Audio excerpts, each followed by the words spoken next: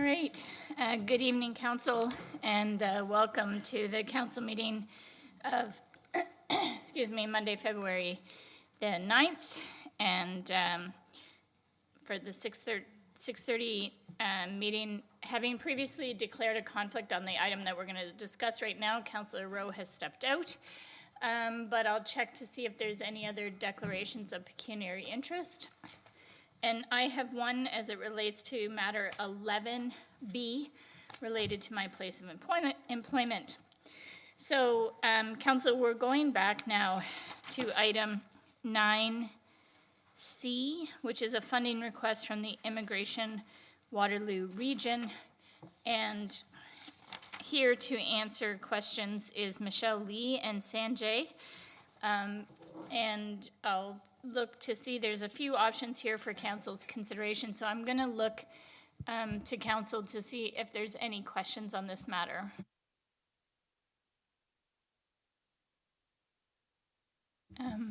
Councillor Vassig?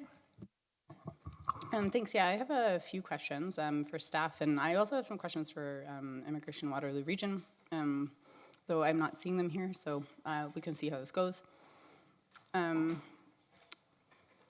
There was some mention at our last meeting about how the city and the Immigration Waterloo region partner. And I'm just hoping you can provide more details and a more comprehensive list of all the ways that the city and Immigration Waterloo region work together. Through you, Chair, to answer you, Councillor Vasek, I think immigration partnership has played a long history in this region. And ever since it started, I think the municipality has collaborated in different ways. From what I know, over the last 10 years, we have had staff from the city attend various meetings at Immigration Partnership.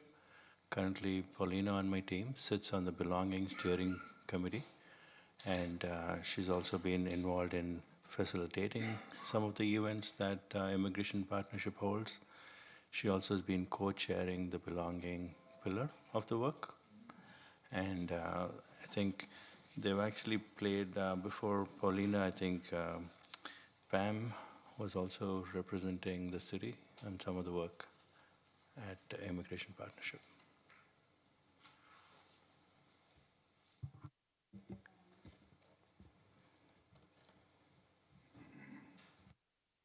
Okay, yes, I guess this is a bit about community context. The other thing we asked about in the last meeting was, because these funding cuts, IRCC funding cuts, and other cuts are happening for nonprofits. And so, do you know how the cuts are affecting the broader sector? That question was asked at the last council meeting. It was suggested maybe through a briefing note, or Ian McLean said they could provide that information, but as far as I know, I haven't received that information unless I missed a briefing note. So I'm just wondering if we have that information or if they have that information. Through you, Chair. At this point, we don't know exactly what IRCC funding cuts impact the entire sector of immigrants and refugees. We do know, at least as far as some of the coordinating tables. During my time in London, the London Middlesex Immigration Partnership also experienced similar cuts. So it's across the board. So as far as the impact on the settlement and the service sector, we don't really know exactly how much the impact is, but there has been cuts across. I can't give you a number at this point. Okay, yeah. So, again, based like they're not here tonight, unfortunately, but he did reply that they could provide that information. So I'm curious if they might still be able to provide that information. Is that something you could take back to ask them to bring to council? I'm going to ask one more question here, and it dealt with one of the questions, Councillor. I hope this is okay that Councillor Hanmer asked in the last meeting, because we had similar kind of thoughts, and I'm sure other people on council did too, but you know, Councillor Hanmer signaled that she was looking for how we deal with other not-for-profit asks we're getting. And so, because we have had a couple to council, and I assume staff have had others in the background. I don't know operationally, but I would suspect.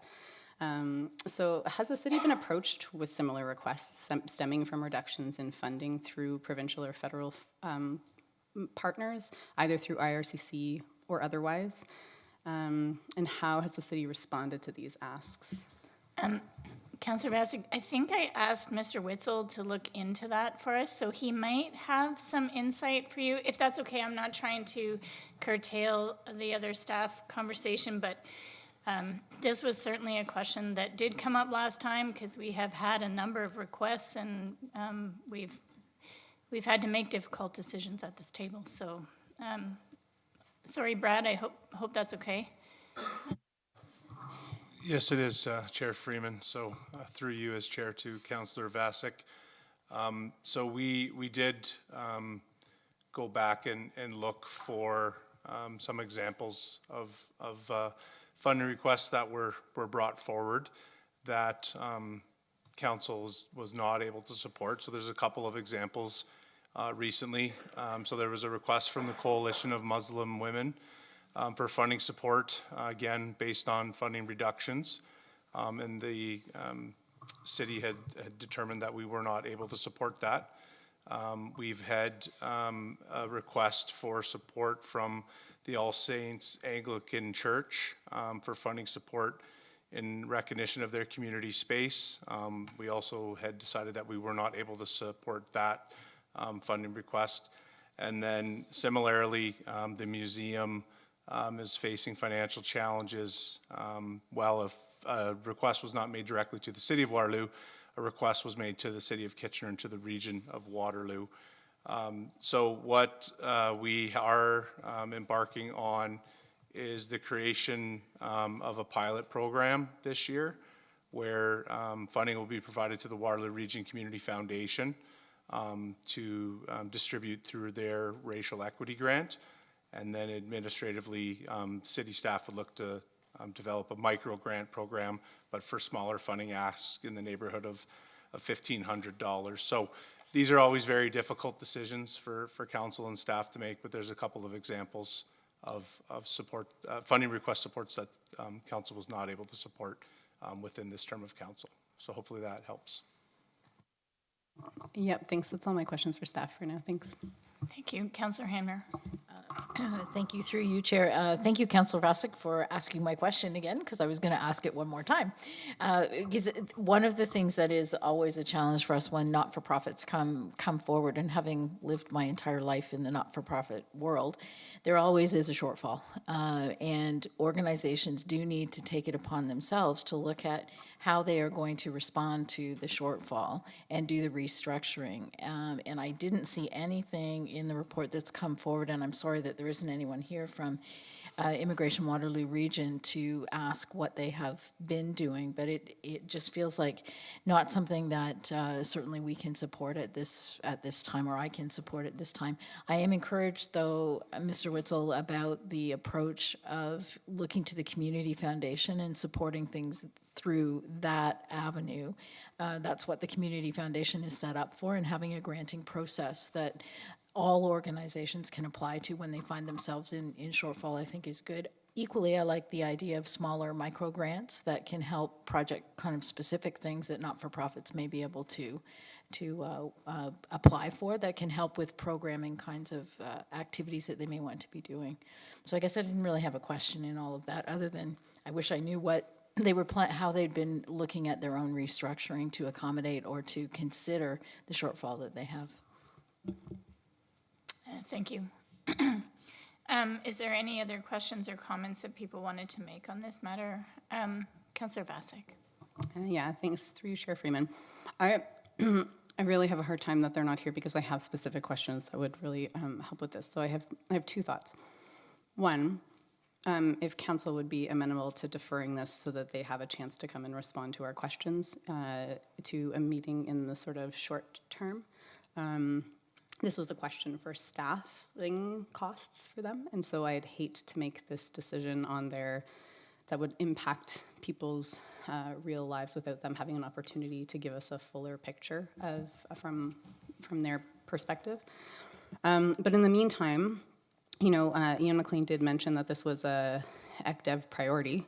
And so I wonder if we could explore internally if there's any, I don't want to put this on economic development because I don't know if they have this operational budget, but if they had any wiggle room, ECDev, to see this bridge funding as an economic development strategy that wouldn't necessarily get tied into our budget longer term, because we really just don't have that. We cannot do that long term, quite simply, fund nonprofits. And I've also, not to the same extent Councillor Hanmer has at all, but have also worked in nonprofits. And they do run lean, like Tara said when they were here. And so they're doing a lot of work to try and run their organization well. So I'd like to give them a chance to see if, bridge funding might let them be able to make that plan and let us really see what's going forward. So as a community, we can rally behind this education and advocacy and umbrella organizations. So even though they don't do direct practice, they have some utility at the municipality as well. So I hate to say no when they're not here. So one, can we do a deferral? And two, can we explore if there's any bridge funding through economic development? I'm sure you looked at it before, but maybe, I was reviewing the video again and he was pretty staunchly saying it was an ECDev thing. So maybe if we could find some wiggle room there. Those are my thoughts. Okay, so I hear a deferral motion. And the way I'd like to handle this is I'd like to put the deferral motion on the table. If it fails, we can make a different decision, okay? So this, and also within that deferral, if staff decide it can be funded a different way, like the economic development reserve, then they don't need council's approval to do that as long as it fits into the policy for the ECDev reserve. So with that being said, and I'm just looking at the clerk, I believe our next council meeting is the 23rd of February because the 16th is a holiday. So might I suggest that we defer to February 23rd unless a different decision is made by staff without council's approval? Does that work? Because we understand that the immigration partnership is looking for a decision by March because they're trying to leverage additional funding. So is there a seconder for that deferral motion? It's seconded by Councillor Hanmer. Did you have a comment? We don't normally debate deferrals, but I'll go ahead. It's just a point of order, so typically you don't debate a deferral. Okay, well, I do want to add, so I was actually wondering if Mr. Anderson could provide a bit more scope to this, partly because up until very recently, economic development reported directly to you, but just around, if you could remind us, like in terms of the funding that Immigration Partnership has requested, my understanding is that primarily it would go to staffing. And I guess part of my concern with deferring, with this request in general, is that we don't normally fund staffing. So regardless if they come back or not, if they're here in 2 weeks to provide some more information, we know that the answer is going to be that they need the funding for staffing, and that's not something that we typically do. But then the other piece is my understanding, and you can correct me, Mr. Anderson, is that, so the region of Waterloo has already said that they would provide $50,000. City of Kitchener is considering it, we're considering it, the townships have all said no. And then Ian McLean was going to go out, Ian McLean and I guess Tara, and I apologize, I forget the name of the chair, we're going to go out to the business community in particular and try to raise matching dollars. That's basically what they're looking for, is that correct? Through you, Chair Freeman. Mayor McCabe, you've described it accurately. I would add, since our last meeting, I can confirm that Region of Waterloo, City of Kitchener have confirmed funding. I believe Region of Waterloo 50,000, City of Kitchener I think is assigning $25,000 toward this. And the Community Foundation has also stepped up for $25,000. And as the mayor noted, the townships have declined the funding request. So in total, I think they're trying to achieve $125,000. Our $25,000 request is kind of the last of that 125. And then they intend to seek matching funds from the private sector to meet their goal of $250,000 funding gap. A portion of it, I think you're right, Mayor McCabe, that they intend to use to sustain existing staff going forward into 2026. Our recommendation, of course, in the staff report gave council some options to not fund it or to do the one-time transition funding of $25,000. We're happy to take back the notion of funding it from economic development and have another look at capacity there. There are some discretionary dollars in economic development. So if that's council's direction, we're happy to do that. This suggested funding mechanism was from council budget contingency reserve, and Brad could maybe speak to the balance of that reserve just to give council again a scope of the dollars available. Thank you. That was going to be my follow-up question, because I know we have, with the decision 2 weeks ago around the renovation bylaw, that we tapped very, very heavily into that. So I was actually not sure if there was any funding left in the council contingency reserve to actually even do this, but I'll let you confirm that one way or the other. Through Chair Freeman to the mayor, maybe just a clarification, the renovation bylaw funding source from a few meetings ago was the tax rate stabilization reserve. So this potential funding source that we had brought forward would be council's contingency reserve. The current projected 2026 ending balance, as outlined in the report, is about $350,000. So we obviously could look to fund it from here. However, I think it's important just to remind council that this reserve historically was receiving an annual contribution of $60,000, which council decided to reduce that annual contribution to $30,000 on an annual basis going forward in light of some of the budget constraints that we were facing for 2026. So that would, for all intents and purposes, use up the large majority of the 2026 annual contribution for this funding ask. But the balance currently is sitting at $350,000 approximately before entertaining this request for funding. Thank you for that, Brian. Thank you. Thank you. Okay, so we have a deferral motion on the table, sorry. Yep, for sure. Thank you, through you, Chair Freeman. Just a point of clarification. We're looking to defer this for 2 weeks. Are we asking Immigration Partnership to come back here so we can ask these questions? Or are we, yes? Okay, so do we need to adjust this deferral in some way so that it's 2 weeks or when Immigration Partnership can come back? Because I don't want it to be 2 weeks from now and we're sitting here and Immigration Partnership still isn't here again. Oh, may I offer a suggestion here? I guess I would ask that you would contact them, and if they're not able to come on February 23rd, then you would ask if a later date would be possible. And if not, then I guess you bring it back on February 23rd and we debate it without them here. That would be my thought. Yeah, I think that is the truth. I mean, we can't organize other people's schedules, and I think everybody's heard the discussion tonight, so the hope would be that some questions could be sought. And also, I as a part of this conversation, I heard some of those questions being asked, so it could be that they could provide written responses as well. So, so with that being said, there's a deferral motion on the table. All those in favor?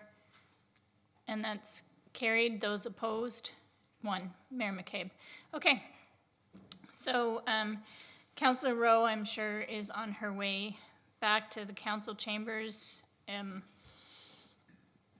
just going to give her a minute to get here, and then we'll be moving on into the informal public meetings.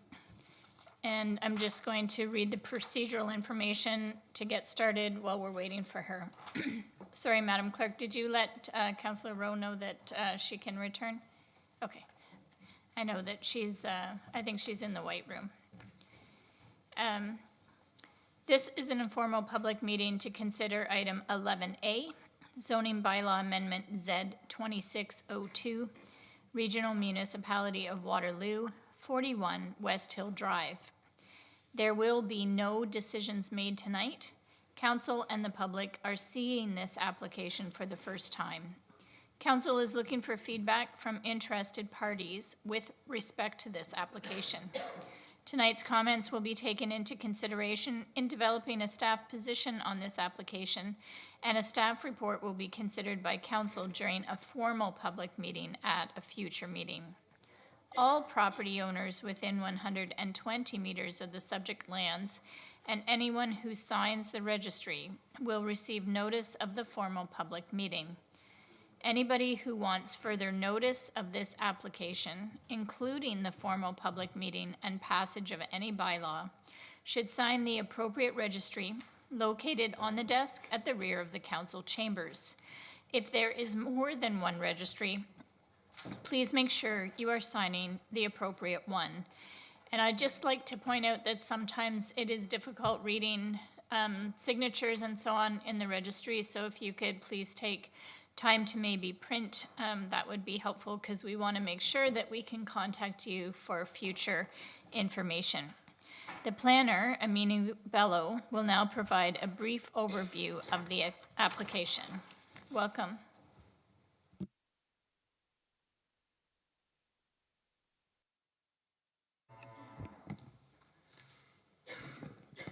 Good evening, members of council, the public, and members of attendance. My name is Aminu Bello. I'm the planner tasked with this informal public meeting for the property at 41 West Hill Drive, known as Zoning Bylaw Amendment Z-26-02, submitted by the Region of Waterloo, represented by UP Consulting.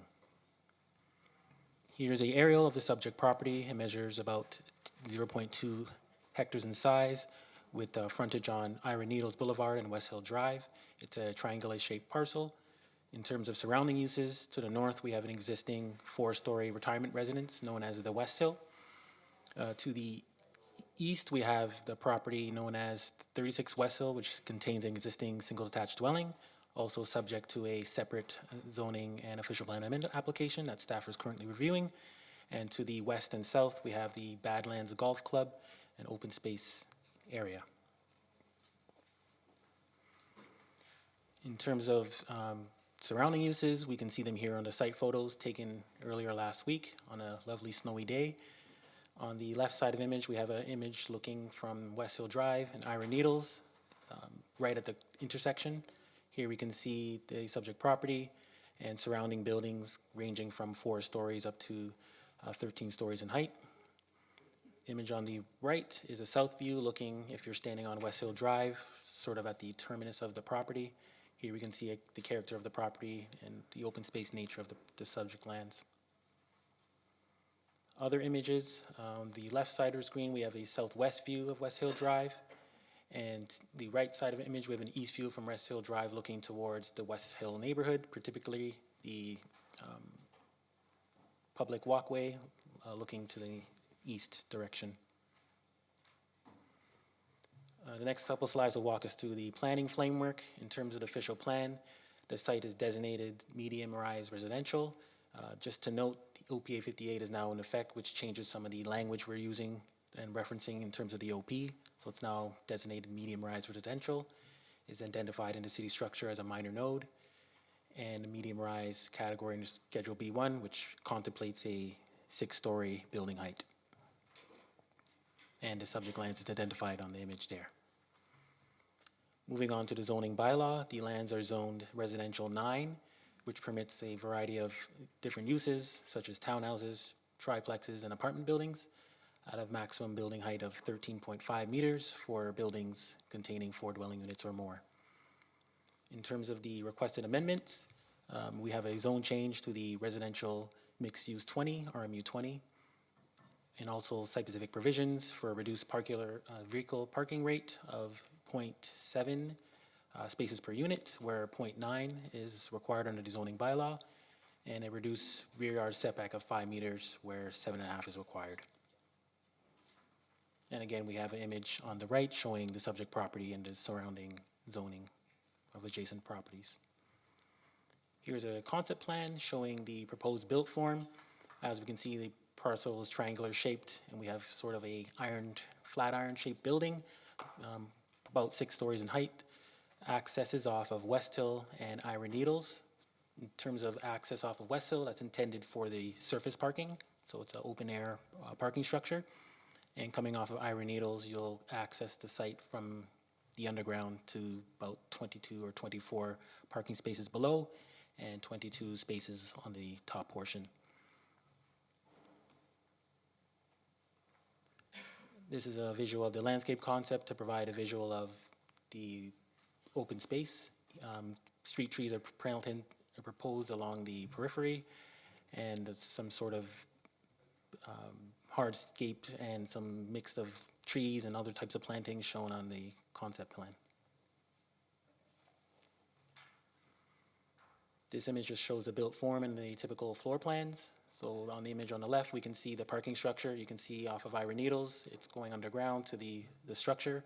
And off of West Hill to the north, you can see the surface parking spots above.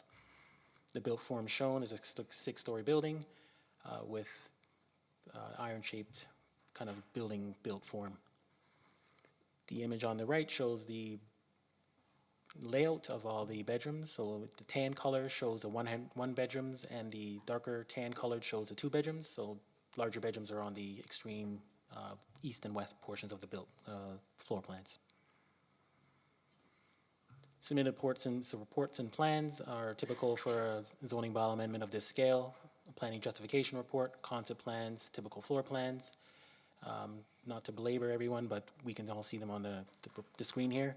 And these are all being currently reviewed by staff, departments, and external agencies, and will make part of supporting this zoning bylaw amendment application. In terms of next steps in the process, we're currently at the review stage. We're reviewing the reports, studies, and plans as mentioned. We will gather feedback from the public, stakeholders, etc. We will provide comments back to the applicant, and if required, we will refine the submission and ask the applicant to resubmit if required. And then at that point, we will prepare a staff report with recommendations for City Council's consideration. We will be back at Chambers here to host a formal public meeting, and at that point, we will notify the public of any council decisions, whether it's approval or refusal. I'll be happy to answer any questions. Thank you very much for the presentation. Council, questions for the planner? I see Councillor Wright.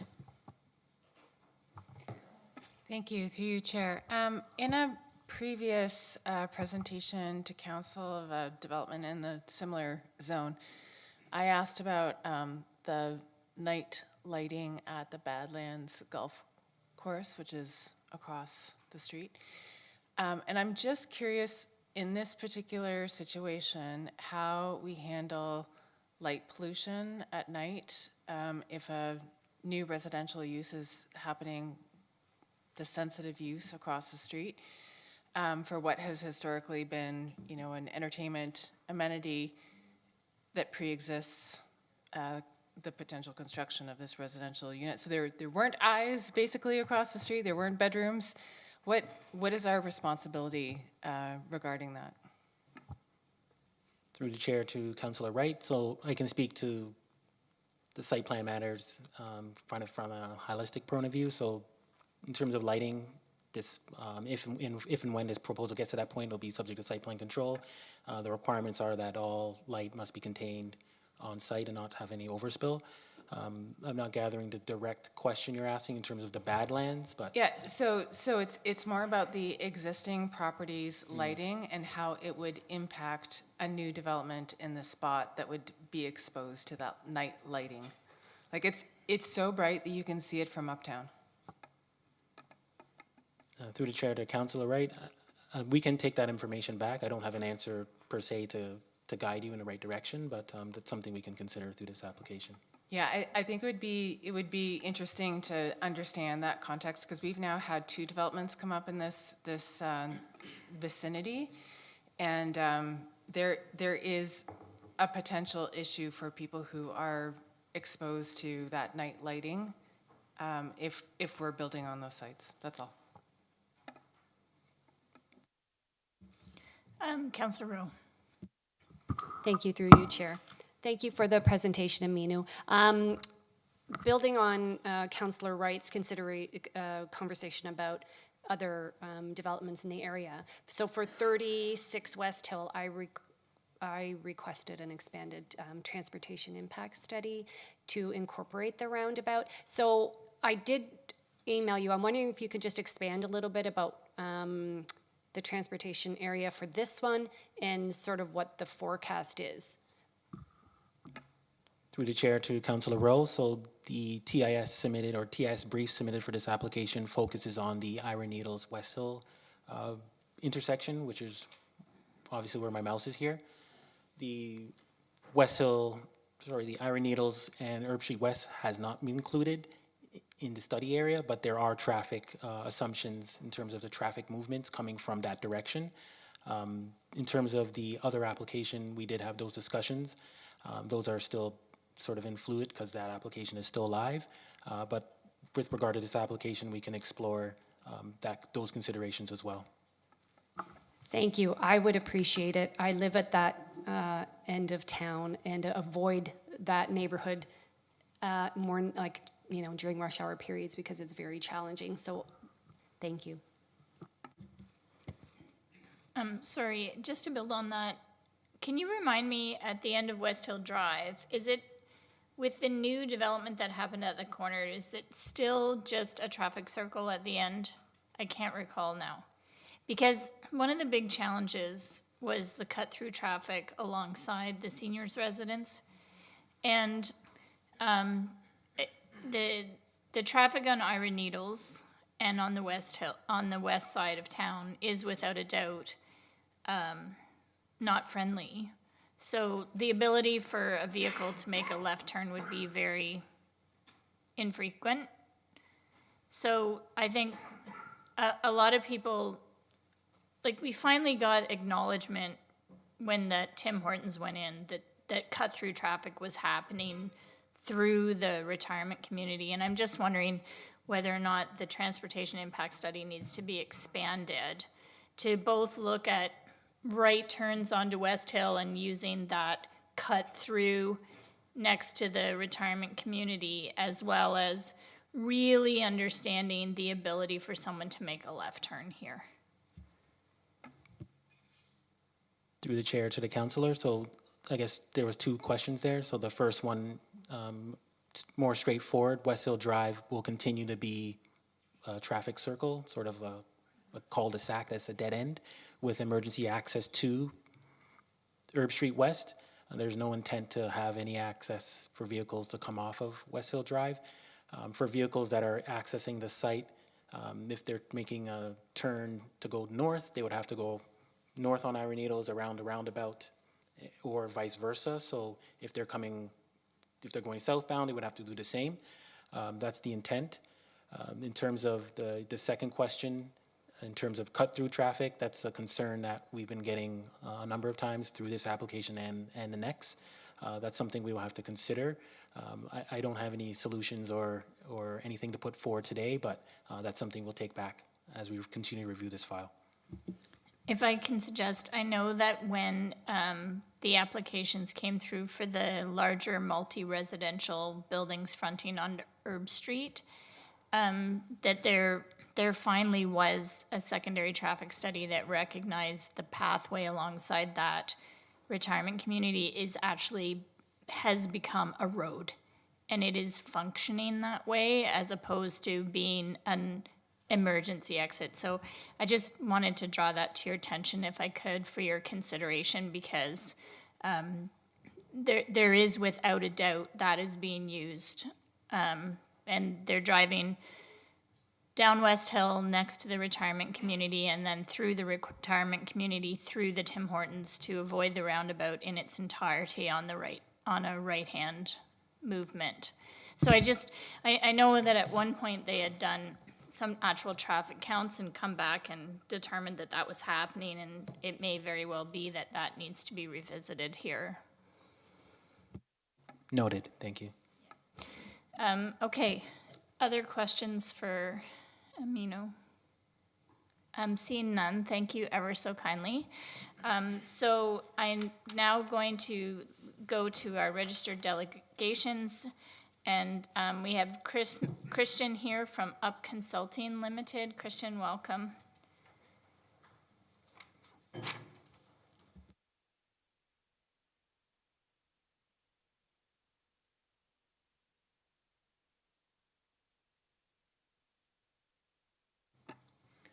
All right, so good evening, everyone.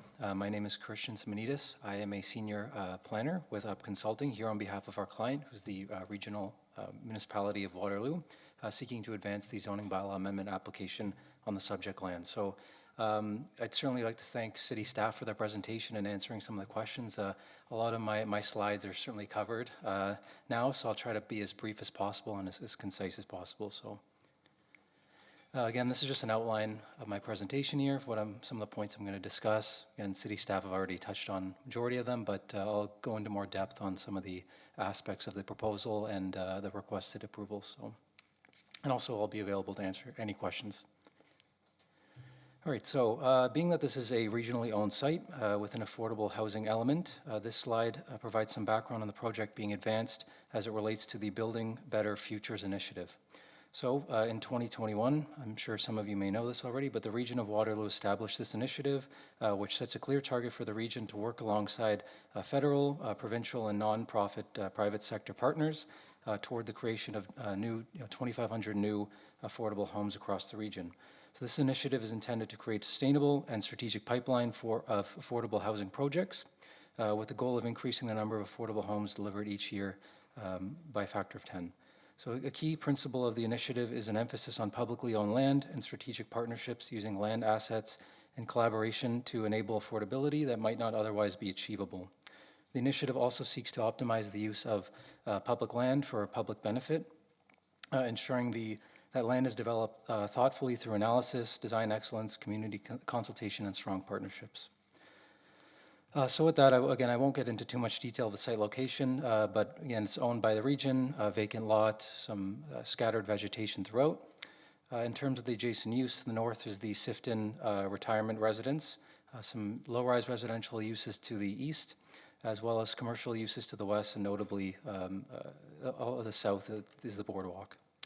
The site is also served by public transit, being within close walking distance to GRT routes 13, 29, and 202. There's also a connection to the boardwalk station, again, to the south. Again, this image here just provides an overview of the surrounding uses within a 400 and 800 meter radius of the subject property, and surrounded by a number of residential uses, a mix of uses, commercial uses, et cetera. So just being within a minor node in the official plan.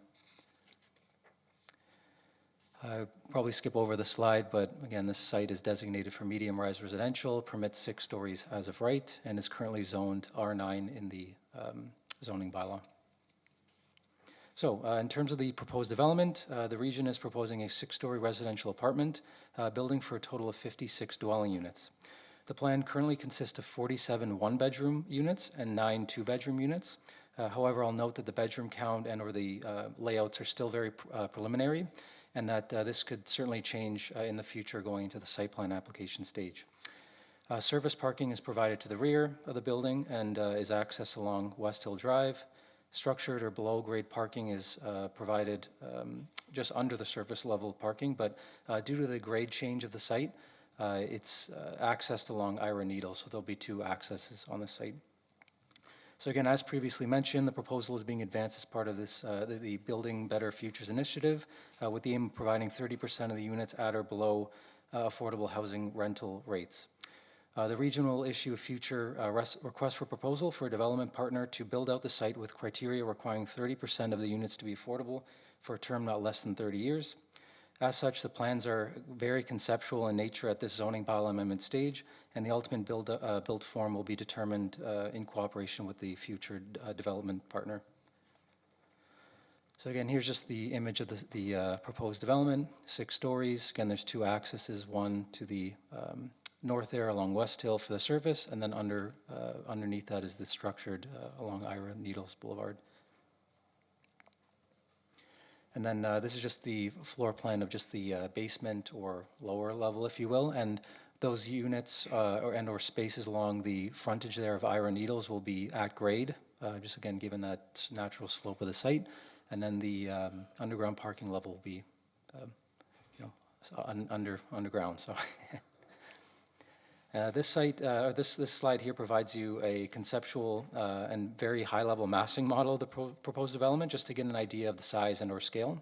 As previously mentioned, This is very high level, and the detailed architectural elements will be determined at the site plan application stage once the future development partner is secured. So the request is to rezone the lands from R9 to RMU 20 with two site-specific provisions. The first being to permit a rear yard setback of 5 meters, and this is along the Ira Needles Boulevard side, as well as permitting a reduced parking ratio of 0.75 spaces per dwelling unit, whereas 0.9 is required. That represents a parking deficiency of 8 spaces, and I'll note that the deficiency relates to the parking that's allocated for the dwellings, not visitor parking. So the visitor parking at the 0.1 ratio will be met. And then again, this is just the complete application materials that were submitted as part of this application. I know that city staff are still currently reviewing all these technical studies, reports, et cetera. So it's our understanding we should be receiving comments fairly soon. And then from there, we can work together to, potentially make changes if necessary, et cetera. So with that, I'd like to thank everyone for my presentation, and I have a quick note actually with respect to public engagement, and the region just wanted me to mention this as well. So I know that residents as part of the broader neighborhood as well as the Sifton retirement home have been quite involved, it's my understanding, in some of the ongoing development that's been along West Hill Drive. So the intent is to host 2 engagement or community engagement meetings, with the one being with the retirement home residents, and then one being with the broader neighborhood. So those meetings haven't been scheduled yet, but they're in the works. It's my understanding around late March is the target for that, but just I wanted to note that to council. So thank you very much. Thank you for your presentation. Questions, council? Councillor Hanmer. Thank you very much. Thank you, Christian, for your presentation and elaboration on a few things. Lots of documents put together. I do have a number of questions, and I'll start with the last one, the public engagement. I am encouraged to hear that you are going to be meeting with the West Hill residents and the broader Westvale community. I'd certainly appreciate knowing when those are, since this is in my ward, so I have a little bit of an interest in what happens in this corner. Curious about and appreciate seeing the the amount of affordable housing that is being considered there. It's a funny shaped lot, as everyone has depicted.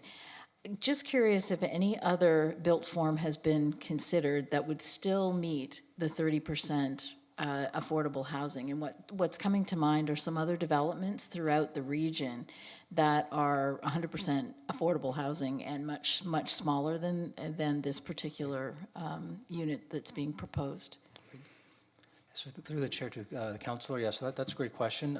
I'll note in terms of the affordable housing breakdown, the ultimate percentages and or allocation of such units hasn't been set in stone at this time, and I should have maybe reiterated or mentioned that in my presentation. So the region is certainly still working with those numbers as well. And in terms of the previous iterations or design iterations of this, it's my understanding I haven't seen any from my experience. I know maybe the region had prepared some previously, but based on the technical studies that were prepared and in working with the architect, et cetera, this truly the placement of the building, the size and or form and our massing is essentially the outline is what we're seeking approval for that 6 stories to the ZBA. So truly that is the skeleton or outline, if you will, that's being advanced at this time.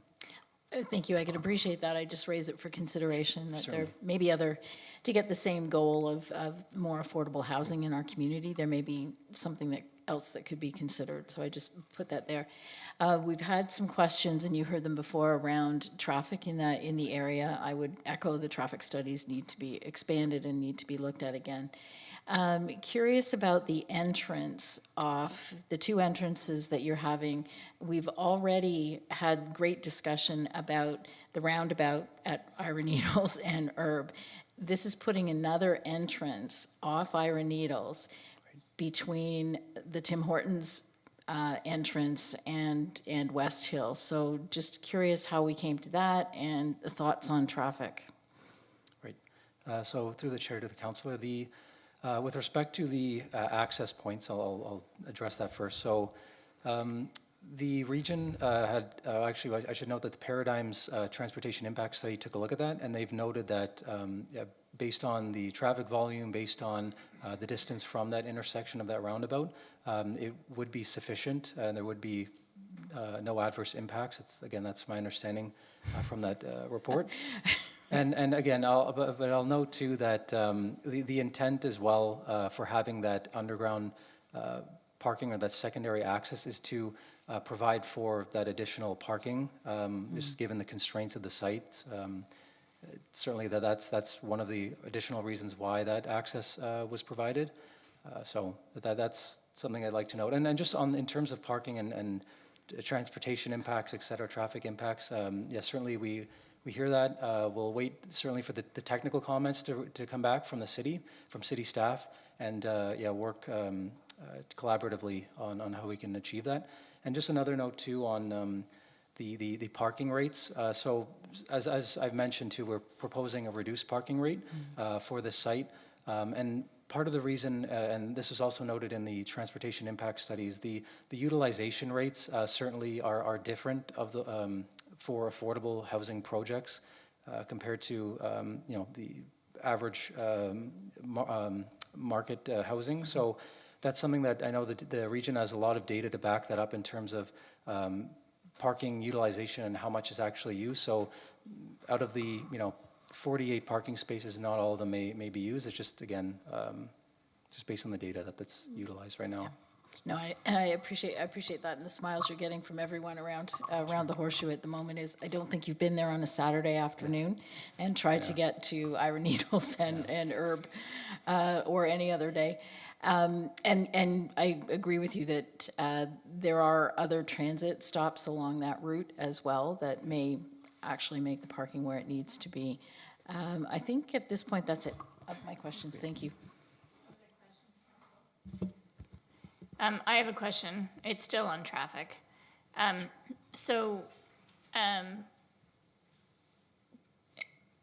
thought I heard you say that currently this is being planned as just 30% affordable, which means that the rest is essentially market housing. So I guess I'm struggling with the notion that the parking demand will be lower because that's typically what happens with affordable, but only 30% is going to be affordable.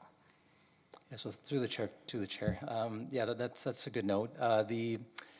So ultimately, like I mentioned earlier in my presentation, is that allocation and our breakdown and of the affordable housing units is still not finalized at this time, and certainly as we work through the process, that will be amended where necessary. So again, we're still working with the region on that in terms of figuring that out, and certainly the transportation impact study that was done by Paradigm as well would have factored in the rates and could subsequently be updated in that event. So yes, I certainly hear the comments, the notes with respect to that. And again, when we receive the technical comments from city staff, that's something that we also want to get our hands on to evaluate the impacts further. So, well, and I think the challenge is that for citizens who are being expected to use public transit to use this property, if they want to go southbound on Ira Needles, they literally have to cross that road. And it just doesn't make sense to me how you've allocated the in and outs both in conjunction with the West Hill intersection, this intersection, and the roundabout. If there's some notion that people are going to walk down to the roundabout to be able to cross the street safely, I think you're intoxicated, because that is not going to happen. And so it looks to me like a game of Frogger for people to try to get across the street to be able to go southbound on Ira Needles. So I'm really struggling with this whole development and how it works with this transportation plan. Either the region's got to look at putting a signalized intersection at West Hill Drive to facilitate pedestrian movement, like they're suggesting is going to happen with public transit, and look at pedestrian movement to the major destinations. And if you're going to go grocery shopping, you are likely going to be going southbound, because there's very few groceries at Canadian Tire. And so, you know, and I'm not trying to be just so incredibly sarcastic, but at the same time, this is an incredibly frustrating development to look at from that perspective when we're talking about individuals who may not have access to a personal vehicle. So somehow or another, when this comes back, I'm going to need to see some really clear evidence on how this can function as an affordable development where people may not be able to rely on a personal vehicle, and they're going to have to cross a road that is designed to manage effectively something in the order of 66,000 vehicle trips per day. So that's what I need. That's certainly noted, yeah. Thank you. And I'm not sure if there's other questions. Sorry. I really am not friendly about this intersection because I voted against the Tim Hortons because I knew that that was only going to make this a much worse intersection. And so every time we get developments in this area of town, I am incredibly frustrated by the traffic. So, Mayor McCabe. Thank you very much, Chair Freeman, for articulating that. I think it's really important for you to take that back, and the idea of a pedestrianized, or a signalized pedestrian crossing at West Hill and Ira Needles is really important. Yeah, I mean, this is, as Chair Freeman just said, and I think as others are, if not saying it, thinking it, it is a really challenging piece of property to develop, given the structure of it, but also, you know, it looks like it should be a park, quite frankly, rather than of any council. I mean, we certainly support affordable housing. We're doing a really huge development we've made serious commitments to it, but this just really feels like it's shoehorning it in. And, you know, I don't know if you've met with the residents at the retirement home yet, but they are going to give you an earful, as they should, around the trees that are there. It's not just vegetation, there's some beautiful old trees. And I know it's not right to compare trees to housing, but in this case, it's just because it's such an odd property to kind of try, and it really feels like shoehorn this into. But be that as it may, my question is about considerations around water conservation, particularly given that this is a regional development. What are the considerations with a property like that? Because particularly as you're taking what's a green space and putting an awful lot of hardscaping around it. So through the chair to the mayor, there's just maybe some clarification. Are you just asking with respect to water conservation methods for the building, for the property in general? Okay, yeah, so with respect to that, that's more of a site plan application and detailed design stage matter. I'm just saying, but if you're building it like this, with all that hardscaping, and we have a water issue that we're facing in Waterloo region. This is really something that needs to be built into it from the start, for the exterior as well as the interior. So you don't have to tell me what kind of methods you're going to use or anything like that. I get that's really detailed, but I think that's, you know, this is the start of this project. Well, not the start, but this is the first time we've seen it, and you know, and this is the same thing we're going to be saying to developers at applications that come from, you know, this time forward, right? So I just want you to take that away and really think about what that would mean and what that would look like for a development like this. Certainly, yep, that's understood. Thank you. Note that. Other questions, council? Seeing none, thank you very much. Thank you. At this point, I'd like to ask if there's anyone else present tonight who wishes to speak to this application. Please just raise your hand. Seeing none. If there's no more delegations, this informal public meeting is now concluded. Staff will review the issues and provide further reporting to council at a later date. Thank you. And I'm now going to switch the chair over to the mayor for the balance of the meeting tonight.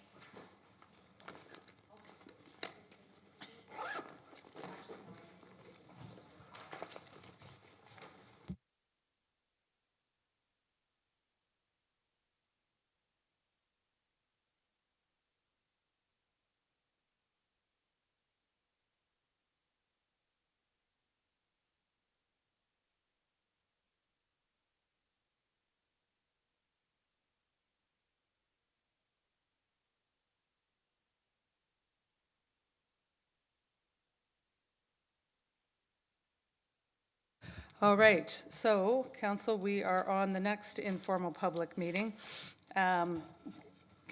which is item 11B, official plan amendment number 73 and zoning bylaw amendment Z26-04 15409-471 Canada Inc. Modern Real Estate Development, 84, 89, 91, 93, and 95 Seagram Drive. Again, there will be no decisions made tonight. Council and the public are seeing this application for the first time. Council is looking for feedback from interested parties with respect to the application.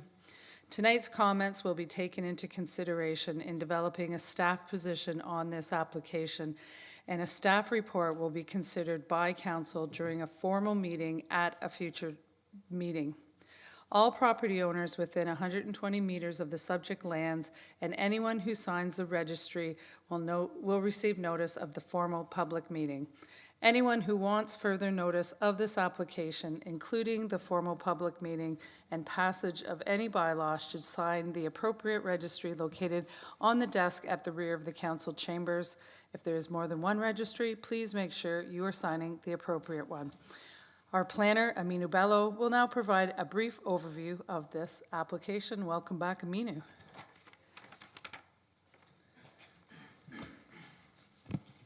Hello again. This is an informal public meeting for the official plan amendment application 73 and zoning bylaw amendment application Z-26-04, submitted by Modern Real Estate Development, represented by Mazzari O Inc. Architects and MHBC Planning. Here we have an aerial of the subject lands. We can see there's frontage off of Seagram Drive. It's located just on the terminus of Leicester Street and west of Albert Street. The site measures 0.28 hectares in size. In terms of surrounding uses, we have the Seagram Stadium to the south. We have University of Waterloo lands to the northwest, and various buildings of multi-family built form, ranging from 13 stories to 4 stories to the north. And to the east, we have single attached dwellings and a existing 6-story medium-rise building. In terms of surrounding uses, we can see them here on the aerial photo. We have a south view from Seagram Drive. This is the image on our left side of the screen. We can see the existing single attached dwellings on the subject site and the 6-story multiple dwelling I mentioned over on the periphery of the image. On the north view here, we have the left side of our screen. We have Leicester Drive looking in the north direction. We see the existing multi-story building, about 11 stories in height, and the Waterloo Hall over to the west. That's the brown-colored brick building. Other images, we have a west view of Seagram Drive. In the horizon, you can see the Waterloo Laurier transit station. And the image on our right hand of the screen is an east view looking from the subject property in the east direction of Seagram Drive.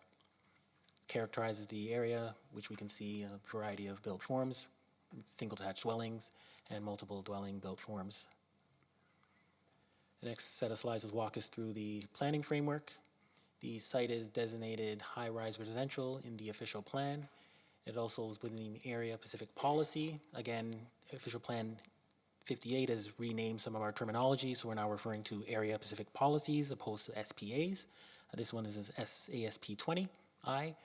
In terms of urban structure, we have a major corridor, and it's in a major transit station area. And Schedule B allows for a maximum 30-story height that's contemplated. Again, we have the subject land shown in the red on the right side of our screen. In terms of the requested official plan amendments, a new area-specific policy will be created to establish a maximum building height of 34 stories and establish a percentage of the units as affordable housing for a period of 25 years. In terms of the zoning, the current zone is a split between the RMU 81 and the University College 81. These zones permit existing academic type uses as well as the RMU 20, which allows for mixed use buildings, as we know, up to 25 stories in height. Here we have a concept plan of the subject proposal. We have two towers, both 34 stories in height, connected by a breezeway. Frontage along of Seagram Drive. We have two accesses, one to provide access to the underground parking, that's the one to the west, and the access to the east will provide parking access to the sort of semi-covered parking stalls along the south of the property. This podium is proposed being about 7 stories in height and will contain a variety of different bedroom types and units. Between the towers and podiums, it's 522 dwelling units, about 1,074 bedrooms in total. A variety of commercial uses on the ground floor, about 526 square meters. And office space on the top portion of the towers as auxiliary uses. In terms of the underground parking, we have 76 vehicular parking spaces proposed and 550 bicycle parking spaces throughout the building. In terms of the requested amendments at the zoning bylaw level, we can categorize these amendments. There's about 12 in total in 3 sort of categories: use permissions, built form, and setbacks, tower setbacks. In terms of the use permissions, we're changing the zoning, or modifying the zoning to be exact, to the RMU 81 with site-specific provisions to permit auxiliary office uses above the ground floor, so to be office uses on the 33rd and 34th stories of the building. We also allow for amenity areas to include washrooms, storage areas, and circulations in terms of what we define amenity areas. Moving on to height and density, maximum density of 3,574 beds per hectare. Obviously, increase to the building height to permit the 34 stories at 111 meters. This excludes the 9 meters elevator penthouse. Increase to the podium height to 23 meters or 7 stories, where normally the zoning bylaw requires 21 meters and 6 stories. Reduction to the first story height to 3 meters for portions of the building. Moving on to the tower separations. In terms of the towers themselves, a 21 meter distance between Tower A and Tower B on the site. A reduction to the tower separation of 3 meters for the westerly lot line, where normally 11 is required, and 9 meters along the easterly property line, and 5 meters along the southerly property line. Again, 11 meters is required as of the zoning requirements. In terms of tower setbacks, the RMU 81 zone requires 3 meter step backs between the podium to the tower built form, where they're proposing 1 meter above the podium on the front building facade and 0 meters along the east and west for portions of the building. Again, we can see these on the concept plan. Just going back here, just to provide a visual. In terms of other modifications, a front yard building line setback is being reduced to 3 meters. This is for the front part of the building underground for the parking. It's being extended 3 meters from the property line. Landscape open space reduction to 20%, where 30% is required under the zoning. And the amenity area location for the requirement is 20% for any rooftop amenity area that's more than 22 meters above grade, where they're proposing 40%. Last 2 reductions are the vertical parking for bicycles. The dimensions are being reduced in a small fashion. And finally, the holding provision, as I mentioned earlier, to secure a portion of the units as affordable housing through an agreement.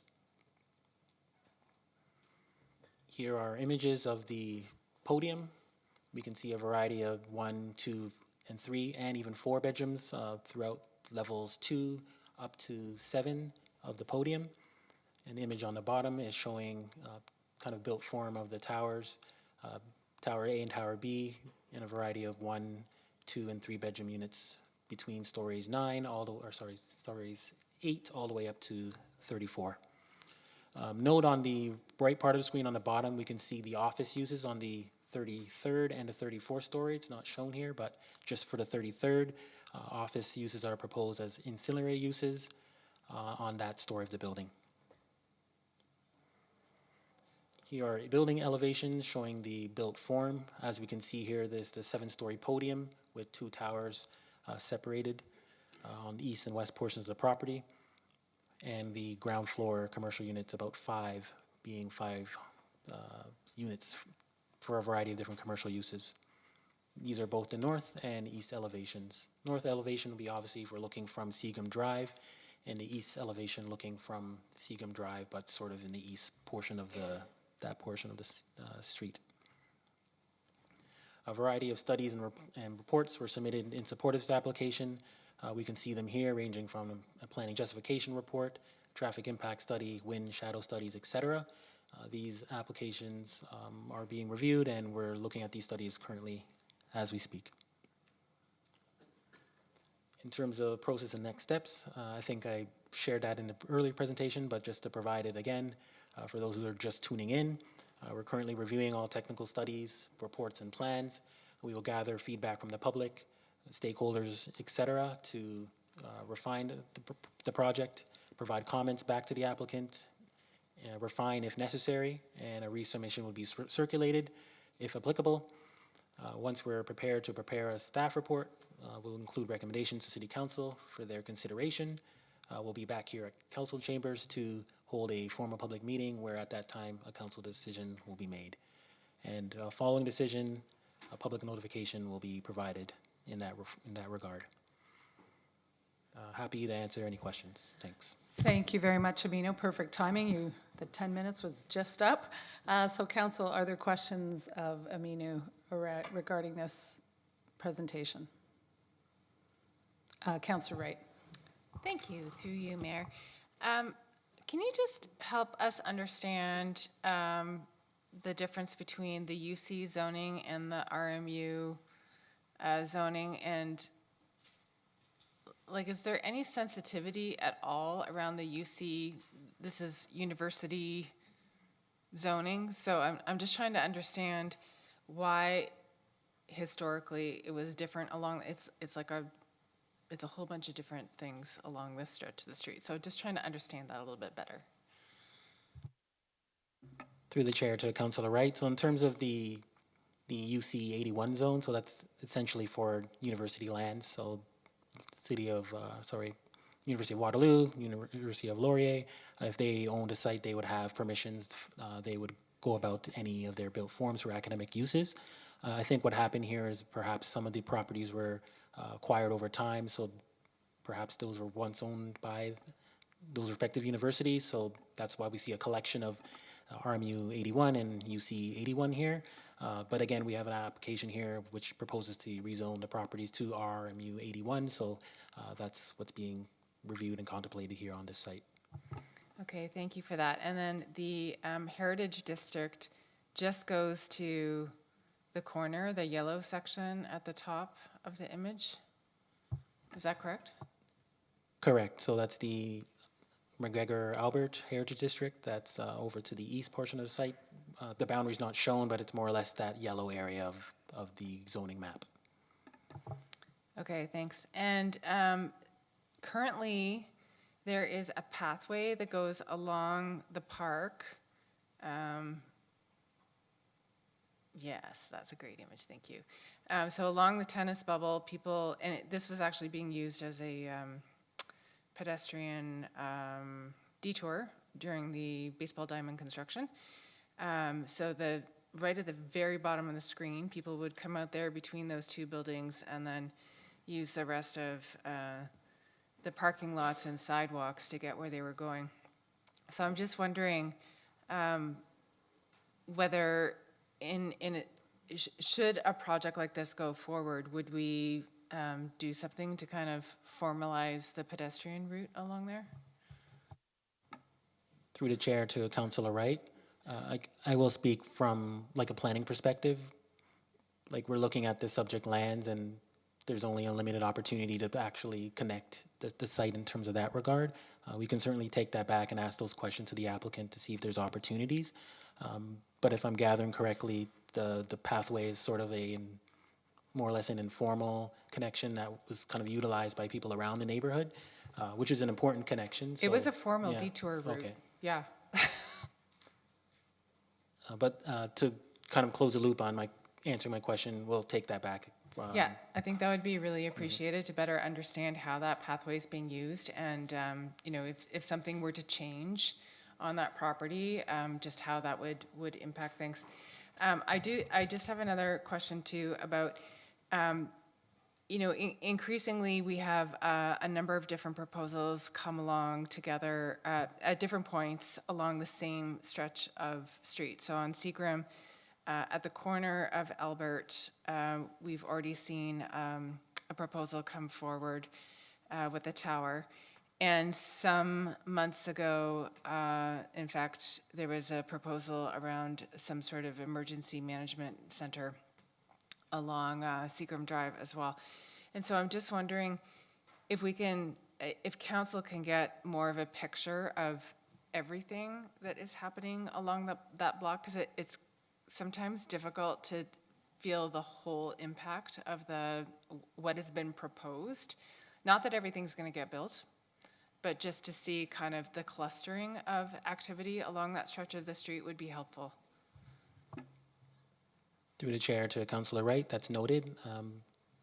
This aerial map does kind of show the Albert Street Seagram proposal, which was known as 177, 179, for the 34-story tower that was approved earlier or the latter part of last year.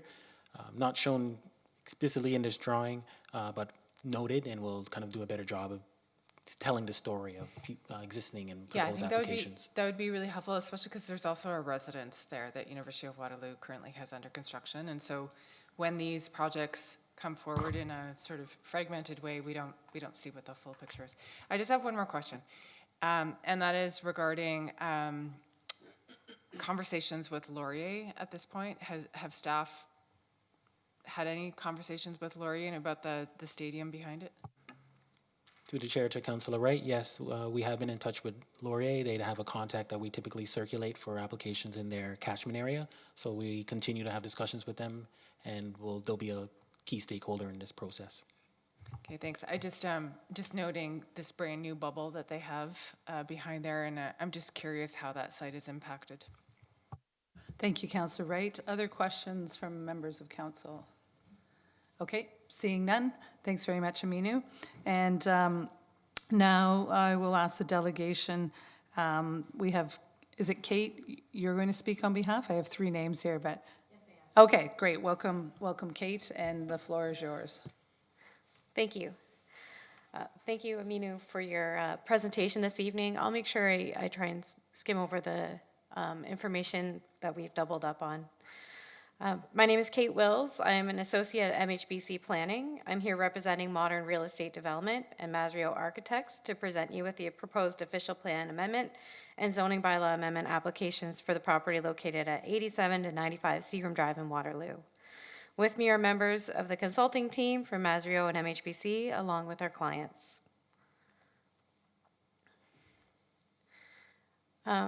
I skipped over the site location slide since we've already reviewed it. I just want to reiterate this is in a protected major transit station area, which requires no parking for any buildings within the major transit station area. So here's an image of the proposed development. We are proposing a mixed-use development. It's 34 stories in height. Which includes two 27-story towers atop a 7-story podium, plus a breezeway that connects the two towers. There are 5 commercial units provided along the grade, and 2 levels of office in the top floors of Tower 1. In total, there's 522 units. We're providing them in the forms of 1, 2, 3, and 4-bedroom units. And 4% of the residential density is planned as affordable housing. There's a large amount of amenity space, both indoor and outdoor, 2,700 square meters of it, and 76 structured parking spaces, and 540 Type A parking spaces, which are interior to the building, and 20 Type B bike parking spaces. This development is planned for purpose-built rental units, primarily targeted for university students. This image shows the proposed podium design on the Seagram Drive frontage. Seagram Drive is a 2-lane road with bike lanes on both sides. The City of Waterloo plans a future road reconstruction that requires a 3-meter road widening to improve the street tree presence and pedestrian connections between the Ion Station and nearby universities. This site slopes from the east to the west. The podium starts at 6 stories on the east side and increases to 7 stories as it follows the grade heading down Seagram Drive. So there's another 3 meters that extend lower as it extends to the east. The podium includes active street-level uses, which have entrances to both tower lobbies and 5 commercial dwelling units with full-height windows along the frontage. There's driveway access to parking at grade on the east side, with a second access on the west side for parking leading below-grade parking. The residential units wrap the podium above the commercial spaces, providing for balconies overlooking the street and parking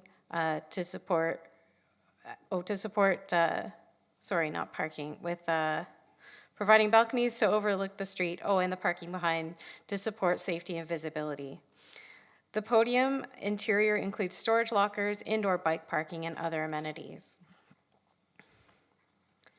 This image shows the proposed site plan, the 3-meter road widening along Seagram Drive, and shows both 27 story towers shown above the 7-story podium. There's a proposed separation between the towers of 21 meters and a tower separation to the east planned at 9 meters from the established 6-story multi-residential unit building, and a 3-meter proposed to the west adjacent to the curling club located within Waterloo Park. Both towers follow the same configuration, with the tower stepping in at the sides to provide visual interest in the tower design. This image shows a rendered of the ground floor showing pedestrian circulation from Seagram Drive to the lobby areas and 5 planned commercial units and vehicular access to the site. The yellow arrow shows the vehicle access to the parking below grade, and the light blue shows the vehicular access to the parking located behind the active uses in the podium. The towers have amenities within both structures on floor 8. To connect the indoor amenity space, the architect has designed a breezeway, which extends between the 2 towers. Indoor amenities include movie rooms, lounge rooms, games rooms, fitness rooms, group study areas, and private rooms for group work.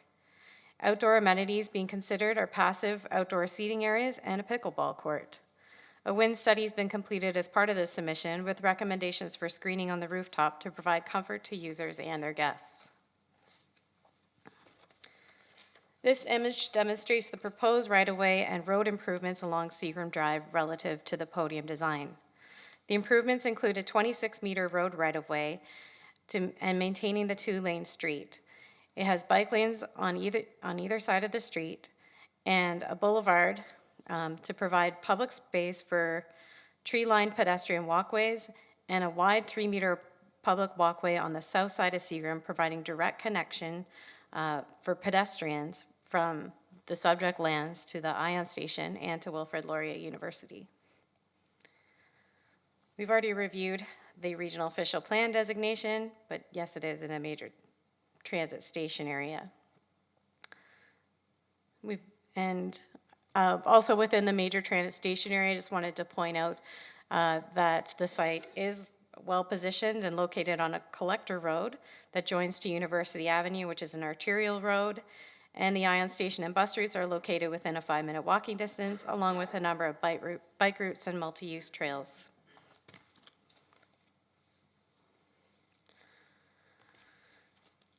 The proposed official plan amendment we're seeking is to increase the maximum height to be 34 stories in height and provide for a minimum of 4% of the density as affordable housing for a period of not less than 25 years. We've already reviewed the zoning through the city planner. And here is just a list of the proposed site-specific zoning, which Aminu has already addressed to you today.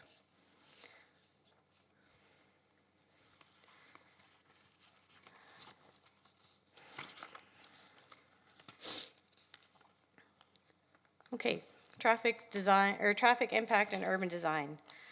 There's no parking required within the developments within a protected major transit station area. A total of 76 parking spaces are provided and 560 bicycle parking spaces. In terms of the design, the material palette incorporates the design language that references modern design within the Northdale neighborhood. The material palette includes white and dark gray paneling, combined with window glazing and balconies, contributing to a cohesive aesthetic.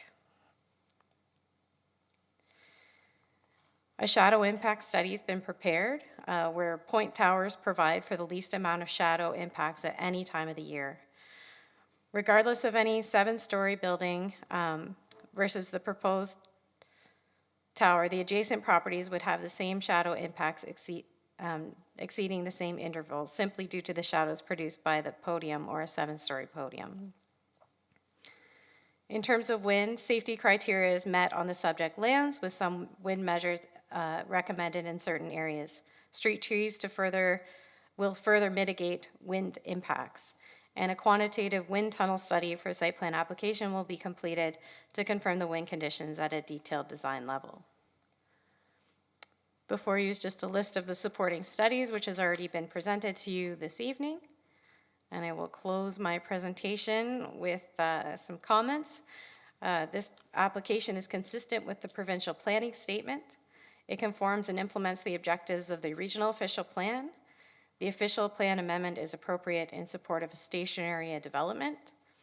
It supports the City of Waterloo's target for intensification, provides for transit supportive development with attainable housing and affordable housing options within a major transit station area, and in our opinion, represents good planning.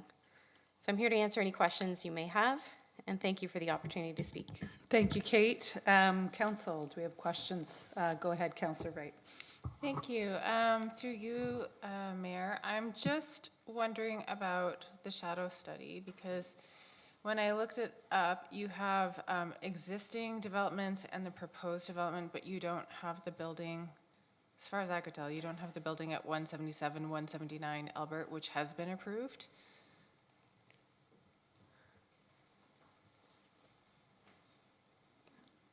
I'm just taking a look to see if it was included. I mean, the building at 177 to 179 Albert Street is across the street and down the way at the corner.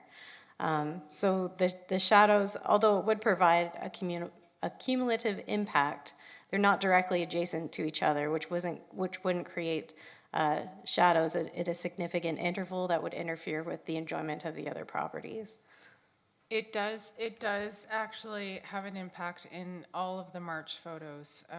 So I would just ask you to revisit that, because for other areas where, you know, we've got significant infill development, having those approved developments as part of the shadow study really helps us understand the cumulative effect. And so I think it would be really appreciated by the neighborhood. Okay, we can take that back and include the newest development at 177 to 179 as part of our My understanding shadow is it's the only one that is new in this context, so just be mindful of that. Okay, thank you. Thank you, Councillor Wright. Did you have another question? Yeah, I wanted to ask about the office space.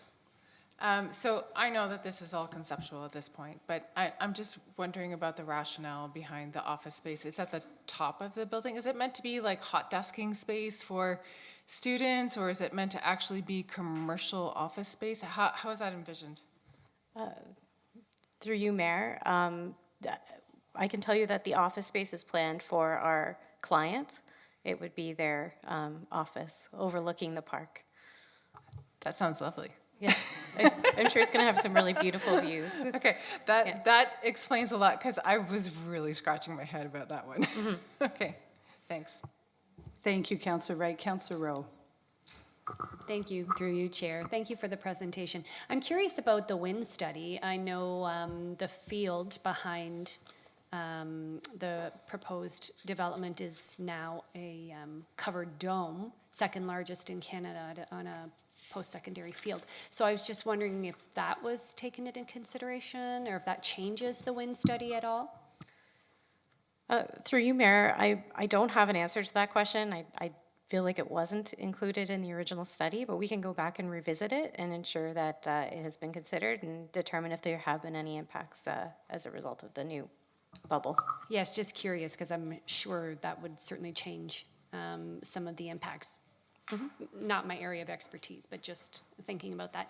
My other question is noise from Waterloo Park. The band shell, when there's, Canada Day celebrations, that kind of thing. Is that taken into consideration for residents on that side of the proposal? Through you, Mayor, I don't believe that those instances are taken into consideration. Like, it's not a constant noise in terms of environmental. There will be an environmental noise study that will be required that we anticipate that would be added as a provision of the hold to the site, just for noise from adjacent developments and the development itself. Thank you, Councillor Rowe. Are there other questions from council? Just a couple from me, and to go back to Councillor Rowe's question about the wind study. I think it is really important to to think about the dome when it's going to be up, because it'll be like November or December till about May, but it's 6 stories high when it's fully inflated. So, just again, something for you to look at and study. But my question also was, with the 2 towers, like, I'm just concerned about creating a wind tunnel.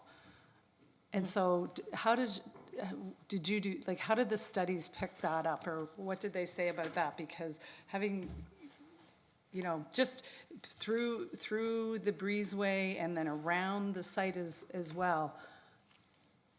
Because the trees, you mentioned like adding more trees in that, but that's not going to mitigate it. It will mitigate it at the, at the road level, but not at the 7 stories and above. Okay, I appreciate that question. I have a summary of what the wind study said. In terms of the wind comfort levels on level 7, which is the amenity terrace, they are suitable for its intended use. So they may, when they get into the details of the site design, they may request specific screens to help deflect the wind, or some vegetation to help also deflect or calm the wind on site. But we will work with the design team to develop a practical and effective wind control measure as the design progresses in that level of detail.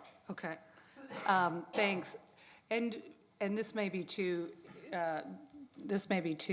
much at the detail at this point, but just wondering about, like, if you're going to have that many students primarily, I'm just thinking about the drop-offs for deliveries. Like, that just seems, that's just an increasing occurrence.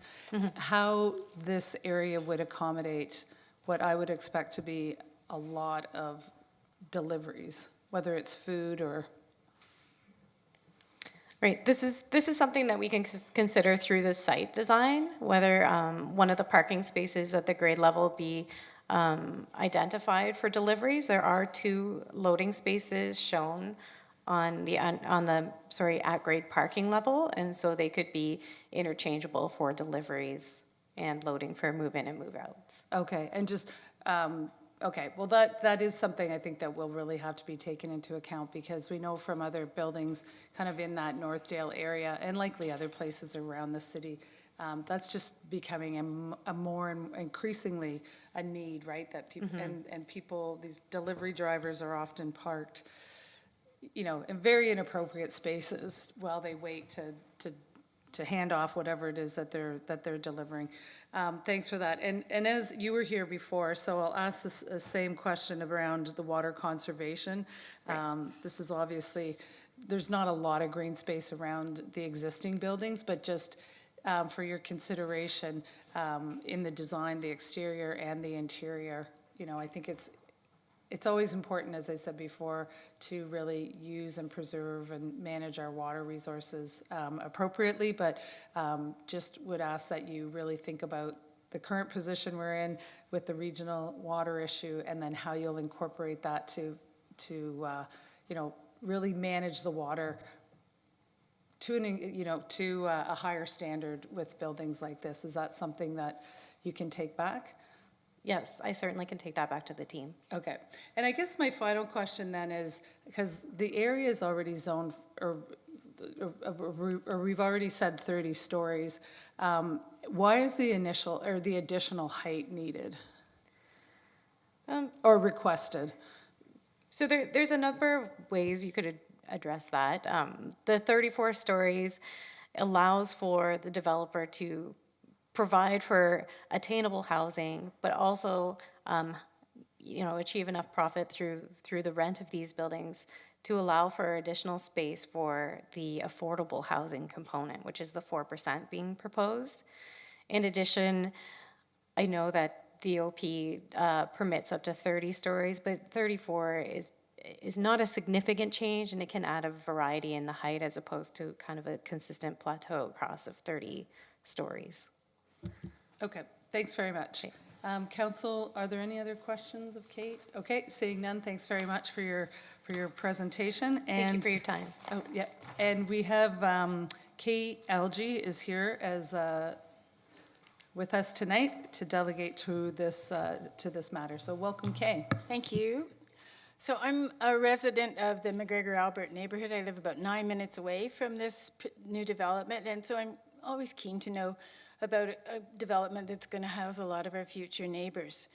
And as someone who's really interested in planning matters and who's personally, along with my neighbors, spent a lot of time working on the zoning bylaw and so on, I'm always curious about the question which the mayor just asked you about why you're asking for the extra thing. So, and you have partially answered that.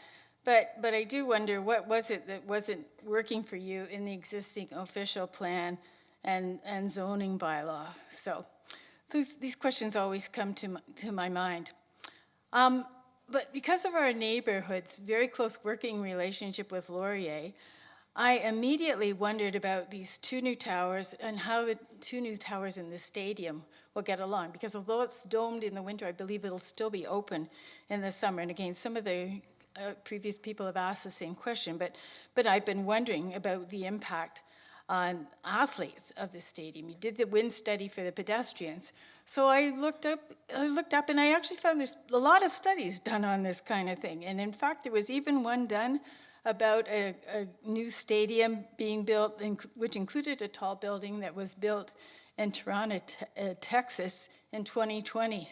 And they found that tall buildings influence the wind flow, causing discomfort to the players' level because of the downdraft on the building's facade. So I thought that was an interesting interaction that you might want to consider. And I do remember, as an aside, back when we were working on the zoning bylaw, that the staff brought in tower separation as a way to minimize wind effects. So again, just thought I'd comment on that. So another impact of living close to Seagram Stadium is the noise. And my early years in the neighborhood consisted of organizing a citizens brigade of who would call Laurier when the game's broadcast got so noisy that it was interrupting small children trying to take their afternoon nap.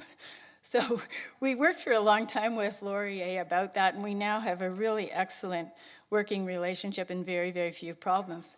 But I wonder if you have considered the impact of the noise from the stadium on your residents or your proposed outdoor amenity space.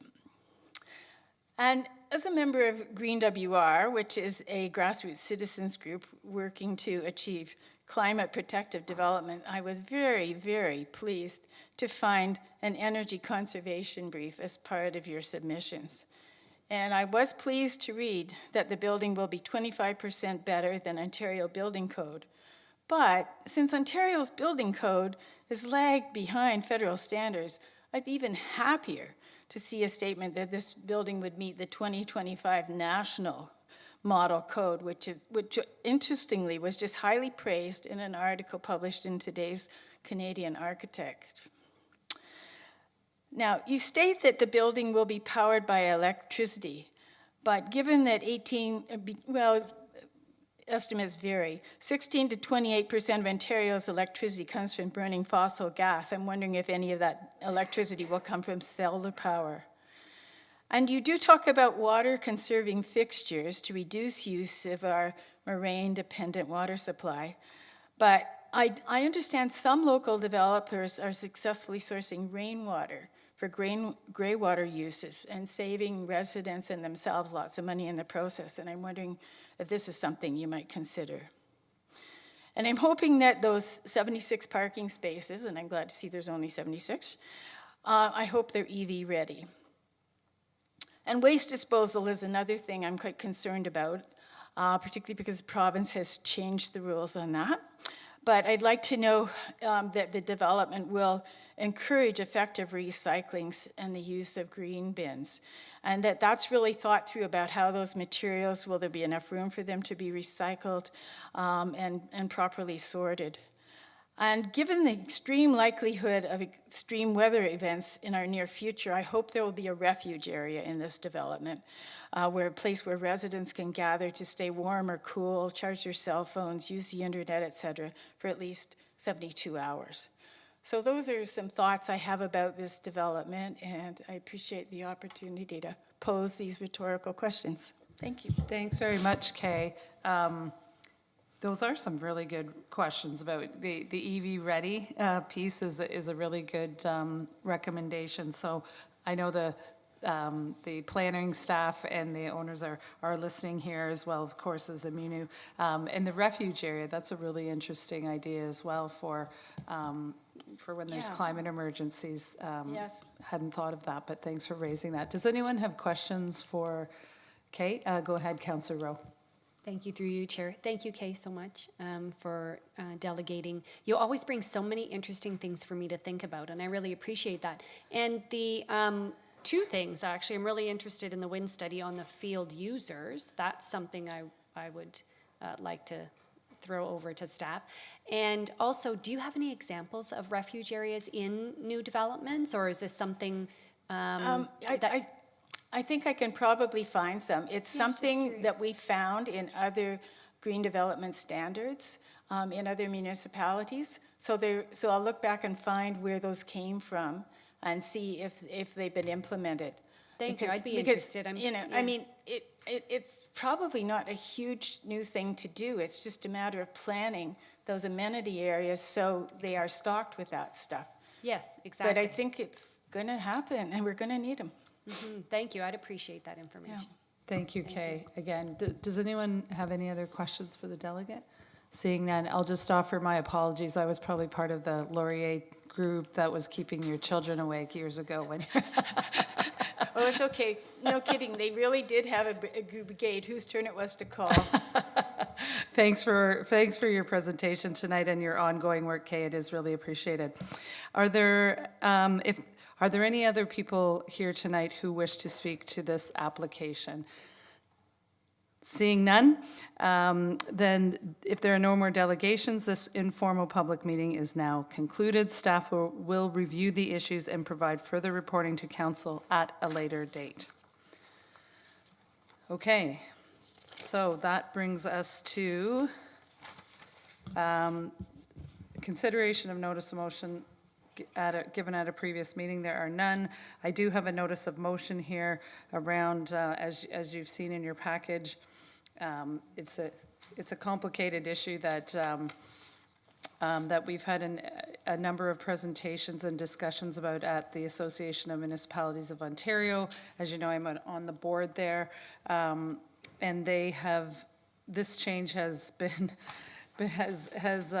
been a surprise to the organizations involved with this, and there's been a significant amount of work done to address the legislation that the government tabled in a very quick manner. So ongoing discussions and ongoing work to make some changes to this, and AMO has strongly encouraged the municipalities, regardless of their size, from across the province to pass motions like this to indicate to the provincial government that we are concerned with the direction they're going with this. So it's there. I assume that you've read it, but if you have any questions, I'm happy to take them. Yeah, go ahead, Councillor Hanlon. Thank you, through you. More from a point of order, because typically if we get them the same time, you shouldn't be chairing for starters. That's one. The second is, and to the clerk, do we need to do a waive of notice of motion?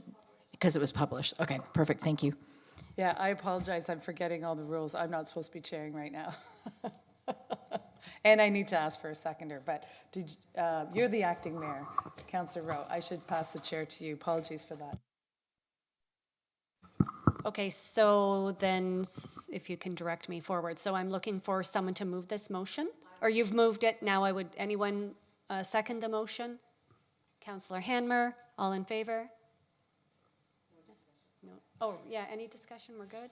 No? Okay, we're good. Thank you very much. And then there is another one there that is a notice of motion. We don't need to discuss that tonight.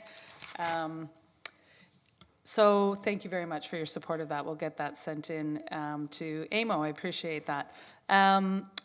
There's no communications and correspondence. There's no unfinished business. Council, are there any questions of staff? Seeing none, new business. Councillor Hanmer. Thank you very much, Mayor, through you. Just a shout out, Ward 1 was the place to be yesterday if you hadn't been there.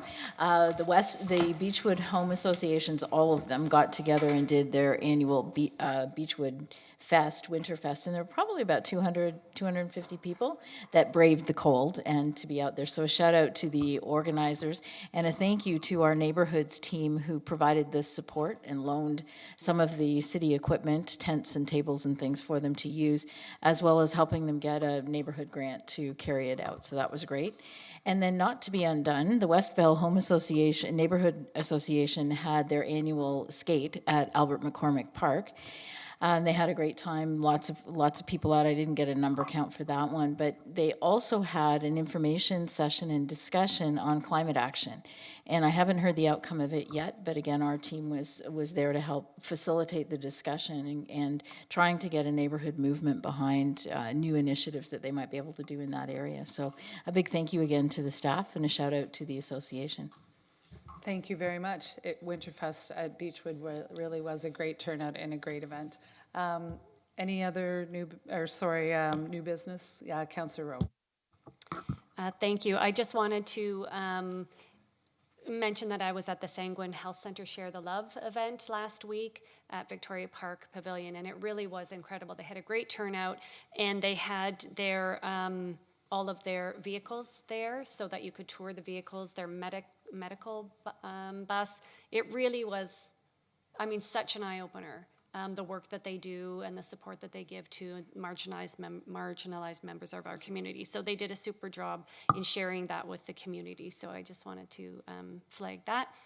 I also just wanted to thank Ron and the transportation team for the work that they're doing this year, because it is a crazy winter, as we all know, and I know they hear from me a lot. And last week there was some serious challenges on Culpeper, and staff were out immediately putting up emergency parking signs and trying to handle the situation, and they did so well. And I just really appreciate all the hard work. So thank you very much. Thank you, Councillor Rowe. Councillor Vasek. Thanks through you are the chair again, Mayor McCabe. The age, sorry, let me pull this back up here to make sure. Yes, the Senior of the Year program is open again to nominate an exceptional senior in Waterloo. The nominations are open until March 31st. And they're making a little bit of a change this year so that everyone who's nominated will get, there will be an award given to the Senior of the Year, but everyone who is nominated will be recognized. Fantastic. Yeah, I'm looking forward to the revised, the new improved Senior of the Year. So get your applications in. Do you, Councillor Wright? So building on that, we have Council for a Day coming up. So Mayor, do you want to speak to that? I've got it on my list. Okay. But I just wanted to let others go first. Did you have anything else you wanted to add, Councillor Wright? No, okay. I thought I saw a hand over here. Was it Councillor Rowe again? And I'm so sorry for jumping in again. I completely forgot that Schlegel Village University here has Olympics this Thursday. All of the different Schlegel Retirement homes are bringing in their athletes, and it's going to be a lot of fun. I think it starts at 10 o'clock. So I'll be Opening there. ceremonies. Yeah, it's going to be fun. Thank you. Councillor Roach? On Wednesday, I got the chance to represent Waterloo at the Black History celebration representing 30 years of Black History month in Ottawa, and got to meet some really great people. And it was funny that the mayor and I attended just a few days before an event at the University of Waterloo, and so Mark Carney and Mark Miller and those folks wanted to know what's happening, and Greg Fergus wanted to know what's happening in Waterloo. So it was great timing that we could talk about a lot of the entrepreneurial events that we learned about happening in Waterloo. So it was a great event. Oh, that's fantastic, and glad you were able to attend that, Councillor Roach. And yes, the event that he's speaking about, Bridge, I don't know what the acronym means off the top of my head, but it really was it was put on by the Caribbean community and the UW Engineering Society, but it was a fascinating discussion about like culturally adept AI, entrepreneurship. Anyway, it really was excellent. Anything to add, Councillor Bodley? No? Okay. So yeah, I'll just add a couple of things then. I did want to say my thanks as well to the snow clearing crews and those doing some of the shoveling and on the equipment, because we know it's been a really historic snowfall, plus the really extreme temperatures that make that snow bond, apparently. I don't know the science of it, but it's a challenging winter, there's no doubt. Council for a Day is open, so please encourage anybody who lives in Waterloo who is grade 5 age to send a submission. We already have one. And 8 lucky kids will get to spend the State of the City on April 16th with all of us, and then get the chance to tour the city and get to go to the service center and meet some staff and library and fire station, etc. So it really is a great opportunity, so spread the word, and you can find that information on our website. And then I just also wanted to say the Olympics have started, and Canadian women's hockey had a great game again today. I don't know what the final score was, but I just wanted to wish, it was 5-1 against Czechia. Okay, so just wanted to, on behalf of all of us here, extend our very best wishes to all of the athletes competing for Canada. With that, I will look for a mover and a seconder to enact the bylaws. Moved by Councillor Rowe, seconded by Councillor Hanmer. All in favor? That is carried. Adjournment. Moved by Councillor Bodley, seconded by Councillor Wright. All in favor? That is carried. Have a good evening, everyone.